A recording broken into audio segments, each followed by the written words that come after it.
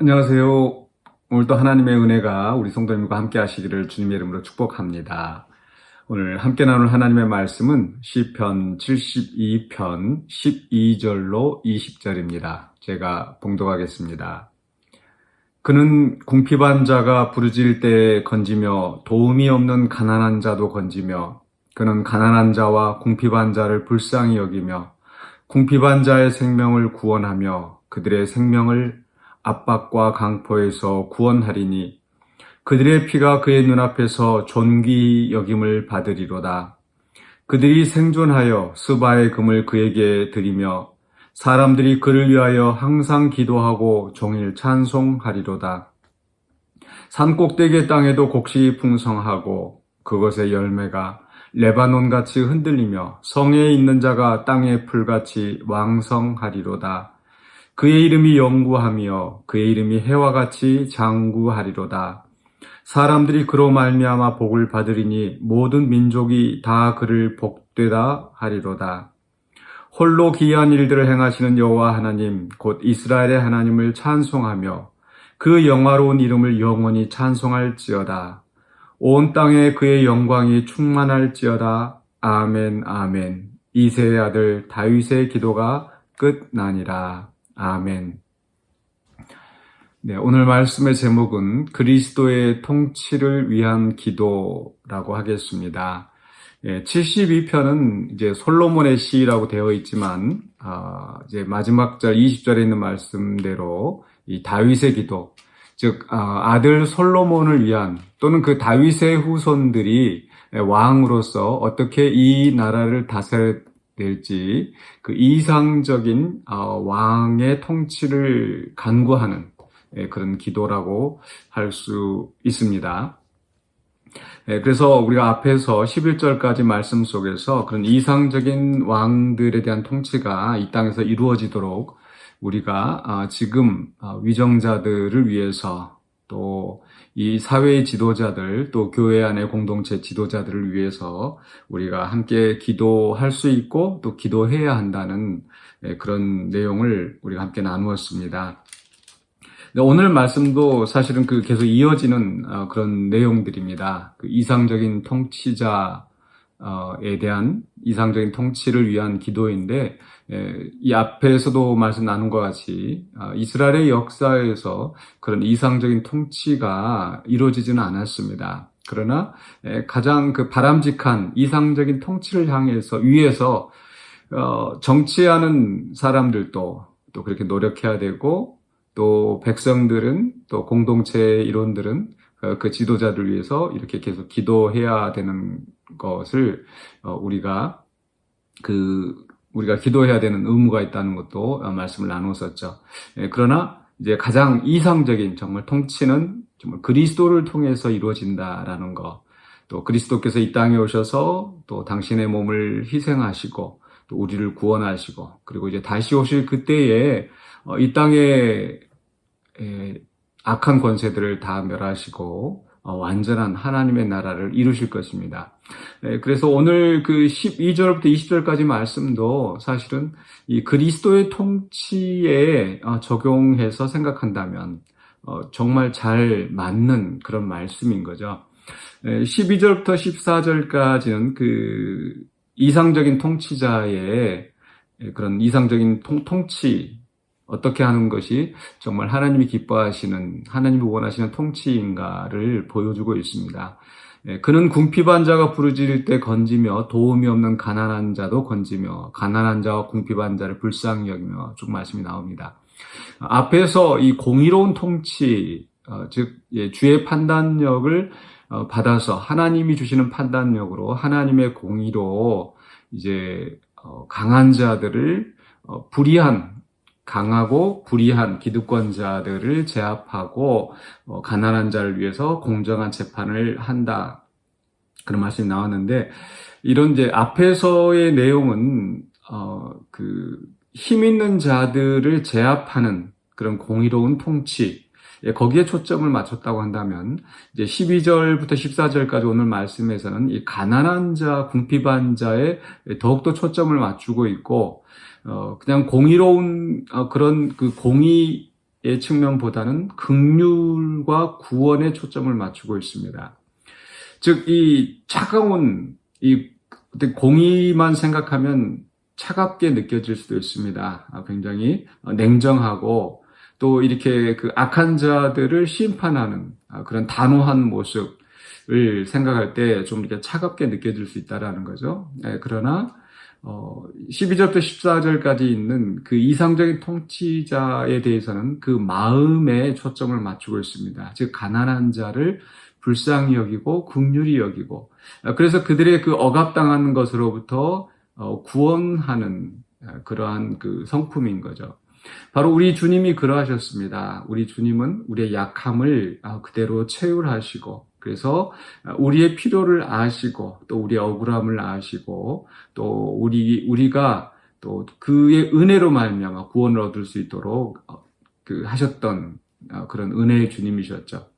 또 우리 주님은 부자나 힘 있는 자들을 가까이 하기보다 가난한 자들을 가까이 하시고 또 소외된 자들을 품어주시고 사람들이 멸시하고 배척하는 사람들, 세리나 죄인들이나 이러한 사람들을 정말 안아주시는 그런 주님의 모습을 보이셨습니다.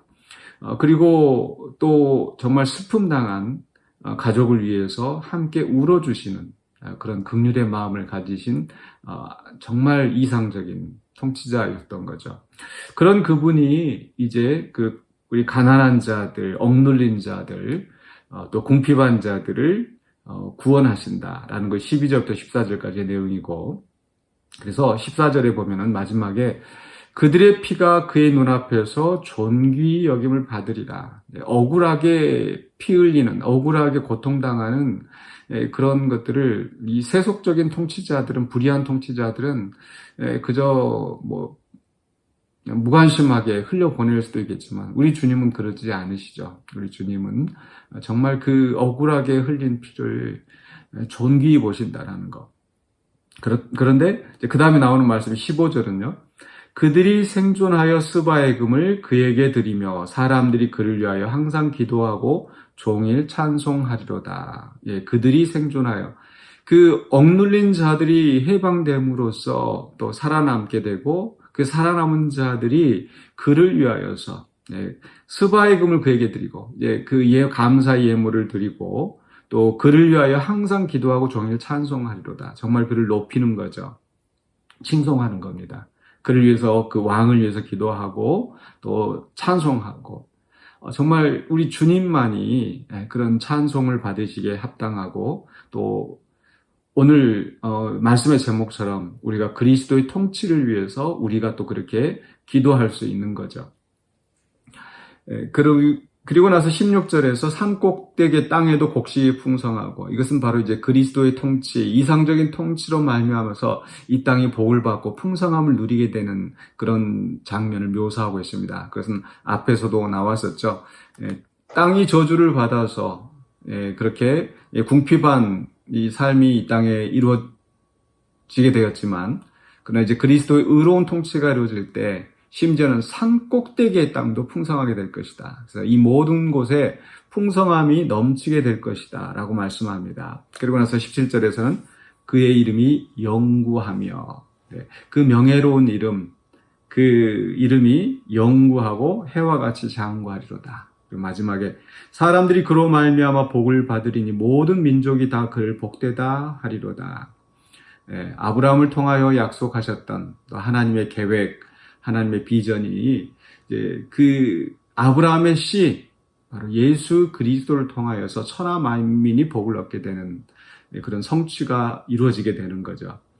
정말 이 말씀에 맞는 분은 예수 그리스도밖에 없습니다. 예수 그리스도를 통하여서 이스라엘뿐만 아니라 모든 이방인들까지 땅끝까지 구원이 이루도록 예수님께서 또 그 몸을 희생하시고, 그로 말미암아 우리가 구원을 얻고 또 그분으로 말미암아 우리가 회복되어져서 영원한 복락을 누리게 되는 거죠. 그래서 이 말씀이 과거의 구약 시대의 성도들이 이상적인 왕의 통치를 위해서 기도했던 것처럼 우리는 또 이 시편을 묵상하면서 우리가 바로 그리스도의 통치가 이 땅에 속히 이루어지도록 아멘 주 예수여 오시옵소서라고 우리가 기도할 수 있습니다. 또한 마지막에 나오는 말씀은 이제 18절에서 19절까지의 말씀은 이제 하나님에 대한 찬송으로 마무리가 되어집니다. 아마도 이 시편 편집자가 이제 마무리하면서 덧붙인 내용이 아닌가 이렇게 생각이 되어지는데, 바로 홀로 기이한 일들을 행하시는 여호와 하나님 곧 이스라엘의 하나님을 찬송하며 그 영화로운 이름을 영원히 찬송할지어다. 온 땅에 그의 영광이 충만할지어다 라고 하면서 결국 하나님의 영광으로 마무리가 되어집니다. 바로 그리스도의 통치를 통하여서 하나님의 통치가 이 땅에 이루어지고, 그래서 하나님이 궁극적으로 높임을 받으시는 거죠. 이것은 또한 하나님께서 이 모든 일을 홀로 이루셨다라는 것, 이것도 우리가 기억하는 것이 중요합니다. 또 이사야서에서도 바로 이 메시아의 통치, 이상적인 통치를 이야기하면서 여호와의 열심히 일을 이루시리라 라는 말씀이 항상 덧붙여지죠. 바로 하나님께서 창세전부터 계획하시고 그리스도를 통하여서 우리를 구원하시고 그의 나라를 완성하시는 그의 일들을 하나님께서 또한 궁극적으로 이루셨다라는 거. 그렇게 해서 이제 이 영광스러운 그 하나님 나라에 대한 내용으로 이 시가 시편 2권이 마무리되어집니다. 다시 한번 말씀드리지만 이 시편을 통해서, 이 시편은 구약 시대의 이상적인 통치자들을 위한 기도로 쓰였지만 오늘 이 시대에 우리가 위정자들을 위해서 기도하고, 또한 아울러서 우리가 그리스도의 통치를 기대하면서 그 나라를 위해서 주 예수여 오시옵소서라고 기도하고, 또 그 날을 소망하면서 살아가야 될 줄로 믿습니다. 그러면서 또한 우리가 또 이 시를 통해서 교훈을 얻어야 할 것이 있는데, 바로 우리가 모든 성도들이 그리스도와 더불어 왕노릇하는 자가 된다라는 것입니다. 그 왕노릇하는 자로서 우리는 바로 그리스도의 통치가 우리를 통하여서 또 이 땅에서 이루어지도록 살아내야 되는 거죠. 즉, 우리 메시아가 정말 가난한 자, 궁핍한 자가 당하는 그런 억울함을 긍휼히 여기고 그들을 위하여서 어떤 구원을 베푸는 것처럼, 물론 우리가 정치적인 힘을 가진 그런 사람들처럼, 또는 더 나아가서 정말 그리스도처럼 그런 통치를 이루지 못한다 할지라도 적어도 우리의 주변에서 또 우리가 할 수 있는 힘을 다하여서 우리가 가난한 자들이, 또 궁핍한 자들이, 또 사회적인 약자들이 그런 억울한 일을 당하는 일이 없도록 또는 적어지도록 우리가 우리의 힘을 다해서 도움을 줘야 된다는 거죠. 그것이 어떤 정치적인 의견을 피력하는 것일 수도 있고, 투표를 하는 것일 수도 있고, 또 실제로 우리가 어떤 구제를 하는 것일 수도 있고, 또 일상생활 속에서 우리가 그런 그 사회적인 약자들을 그저 지나치지 않고 우리가 또 함께 긍휼히 여기고 돌보는 그런 마음으로 살아가는 겁니다. 그러할 때에 우리가 바로 그리스도와 함께 왕노릇하는, 또 우리를 통하여서 복이 또 온 땅에 퍼져나가게 하는 그런 복의 통로로서 역사하는 그 역할을 감당하게 될 줄로 믿습니다. 그래서 단지 그리스도의 통치만 기다리는 것이 아니라 바로 그리스도의 통치가 우리를 통해서 실현되는, 또 그리스도의 통치를 위해서 기도할 뿐만 아니라 우리가 실천하며 그날을 이루어가는 그런 모습이 필요할 것입니다.